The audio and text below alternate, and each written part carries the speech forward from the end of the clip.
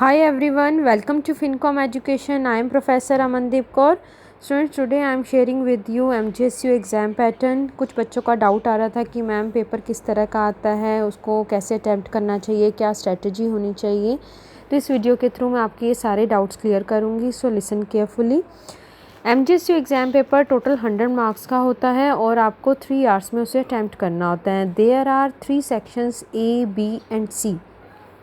Section A में total 10 questions होते हैं एंड ईच कैरीज 2 मार्क्स। तो बेसिकली ये शॉर्ट नोट्स होते हैं and there is no choice. Total 10 questions आपको ऑल आर कंपल्सरी, आपको सारे ही अटैम्प्ट करने हैं and each carries 2 marks. So this section total contain 20 marks. Section B में टोटल 7 क्वेश्चंस आते हैं जिसमें से आपको सिर्फ 5 ही अटैम्प्ट करने हैं, तो 2 की चॉइस आ जाती है, आप कोई भी 2 क्वेश्चन छोड़ सकते हो। Each carries 8 marks. So this section contain 40 marks. Section C में टोटल 4 क्वेश्चंस आते हैं जिसमें से आपको ओनली 2 ही अटैम्प्ट करने होते हैं and these are long questions. Each carries 20 marks. तो इसमें भी आपको चॉइस आती है, कोई भी आप 2 क्वेश्चन छोड़ सकते हो और 2 ही अटैम्प्ट करने होते हैं and each carries 20 marks. So this section contain total 40 marks.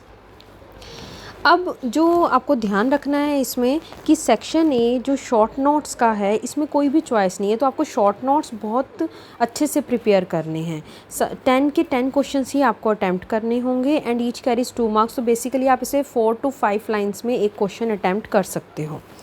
Section B में आपको चॉइस आ जाती है, आपको 7 में से सिर्फ 5 ही अटैम्प्ट करने हैं, 2 कोई भी क्वेश्चन छोड़ सकते हो आप।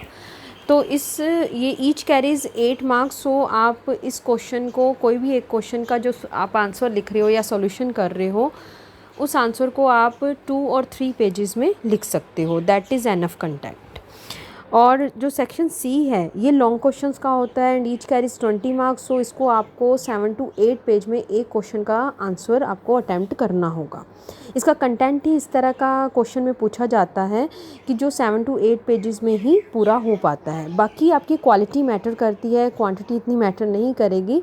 अगर आप कंटेंट को 5 पेजेस में भी एनफ लिख देते हो तो दैट इज़ गुड, तब भी आप पूरा ही स्कोर करोगे, but quality matters. Clear? I hope आपका ये डाउट जो था कि एग्ज़ाम पैटर्न किस तरह का आता है और एग्ज़ाम को कैसे अटैम्प्ट करना चाहिए, ये आपके डाउट्स क्लियर हो गए होंगे। फिर भी अगर आपको कोई डाउट आता है then share with me. Till then bye bye.